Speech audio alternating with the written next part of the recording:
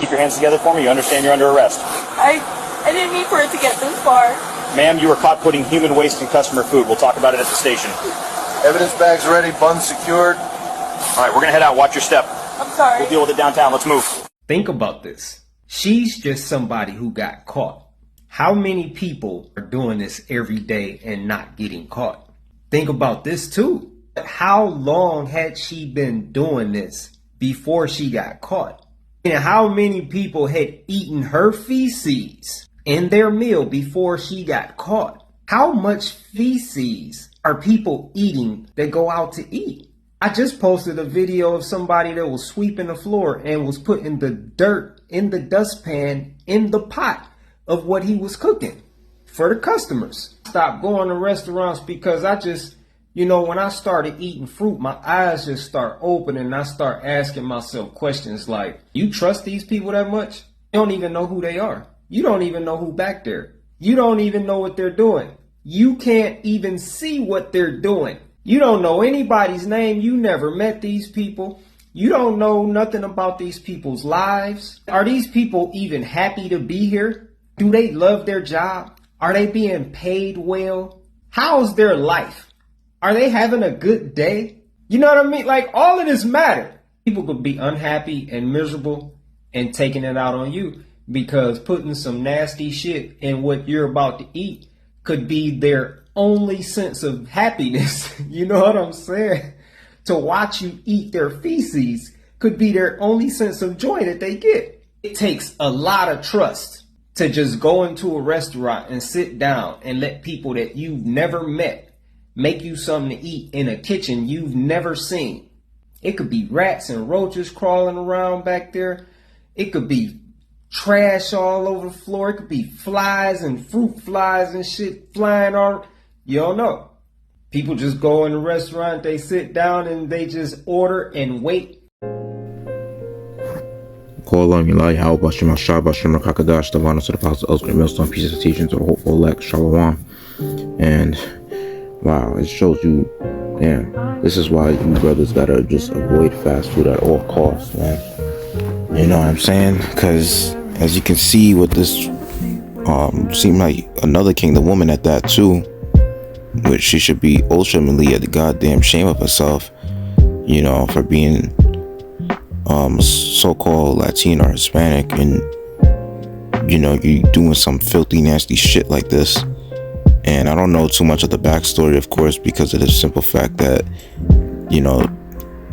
that guy on Instagram pretty much did a reaction video to it, and he didn't go too much in depth of the woman and her background and her account or whatever, as you can see in the arrest report, from the video that he was reacting to, that part of the clip.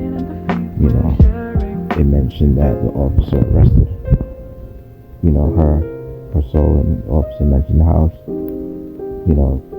there's been a report that she's been putting human waste in the food that she's serving to people that come in there, purchasing something off the menu, and then she's putting part of the human excrement in there. And that's really just horrible and disgusting. You see what I mean? And these fast food restaurants, it's like they just doing things fast, and they just doing whatever. And another thing too about the fast food restaurants is the toxic environment it already is. You got a lot of people working there, right? Sometimes the hours are not managed well, so you might have people that's working there overtime. You got people there stressed out as all hell, right? So with that being said, you got it to where they might even be dealing with not only just mental issues they're gonna have dealing in that environment in the workplace, but you also have to deal with people that causing drama, such as like employees and even customers as well.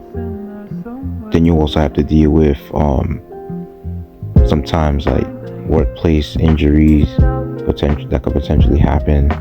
Like let's say the oil from the frying station could probably get you maybe even slight burn sometimes, and the oil might splatter on you.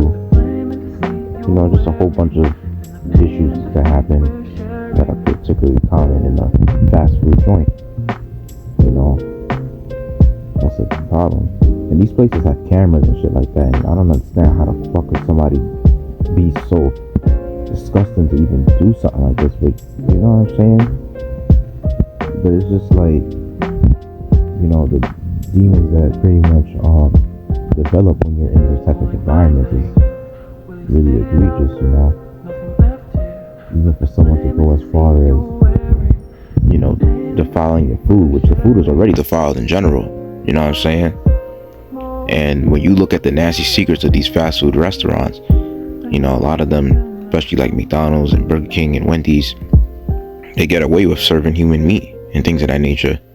You know what I'm saying? They get away with in their you know, food supply.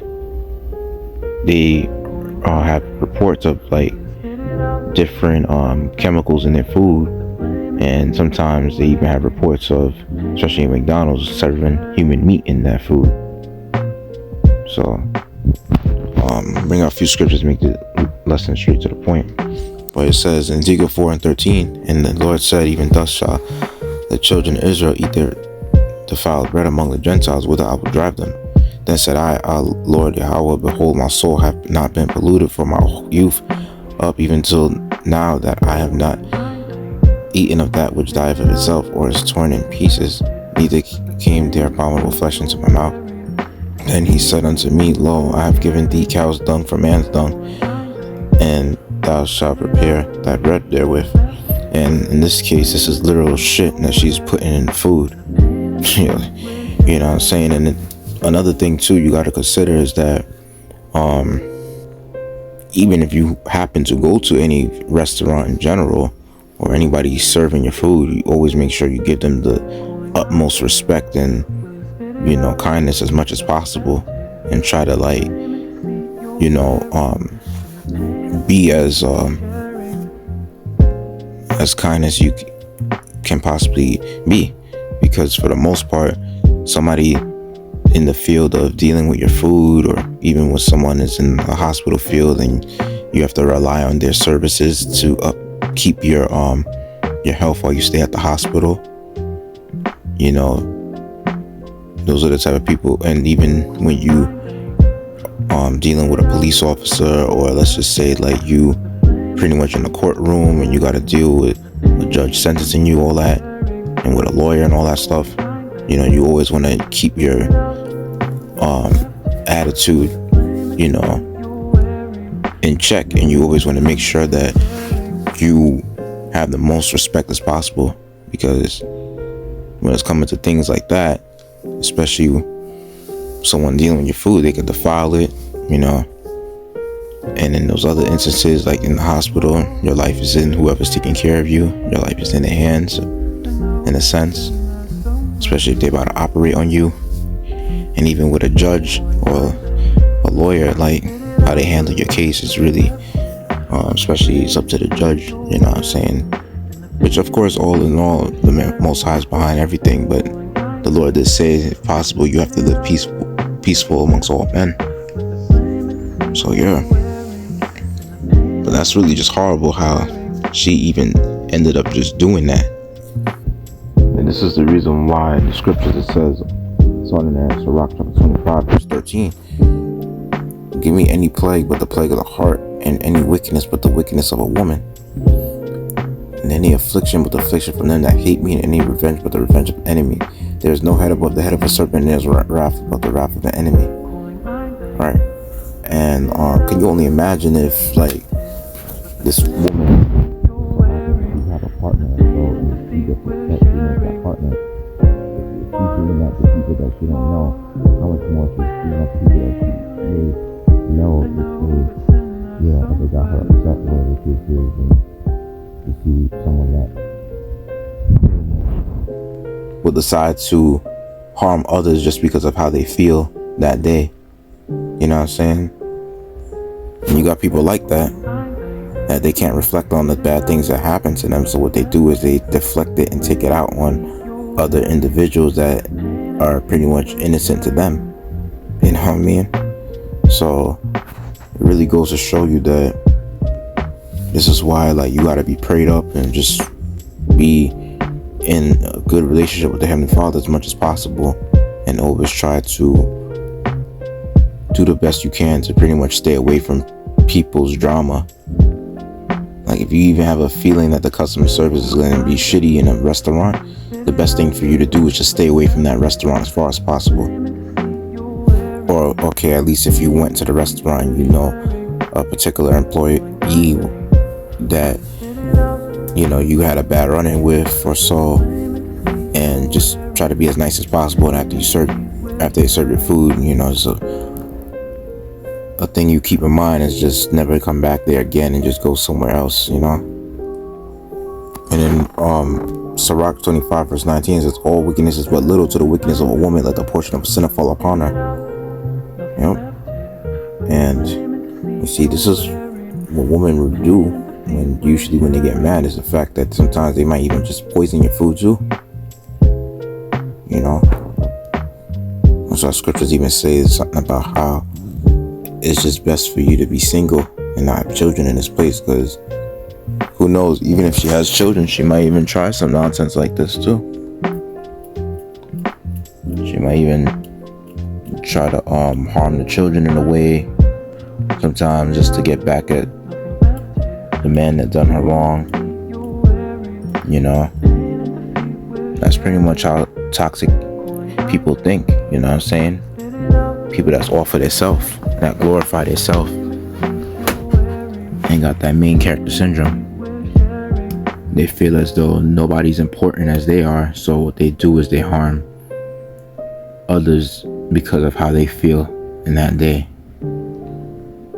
Because they were hurt some way, because something happened to them a particular way, they decide to deflect it on others, and whatever person that comes across them, they decide to want to be the villain as a way to relieve what had happened to them.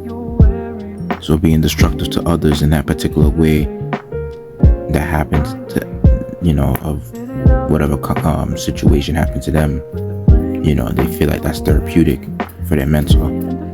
So yeah, with that, I hope it's edifying. Let's give all glory, praise, and honor to Adonai Yahweh, Ba'ashem, Shamalaki, Yahweh Shah, Ba'ashem, Kakadash, Double honor to Apostle, Husband, Millstone, Priest, Teacher, and Full Shalom.